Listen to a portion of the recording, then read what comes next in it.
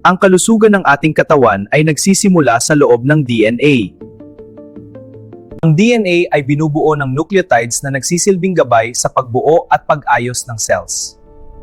Kapag kulang sa sustansya, bumabagal ang natural repair ng ating mga cells.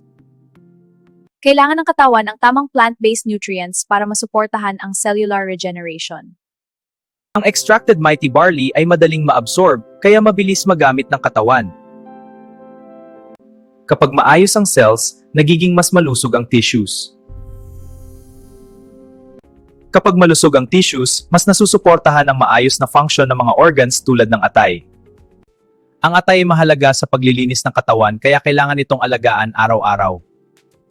Sa tamang nutrisyon at healthy lifestyle, natutulungan nating mapanatili ang lakas ng buong katawan. Masama da ito. Simulan ng mas maingat na pag-aalaga sa sarili. Gawing bahagi ng araw-araw ang extracted mighty barley.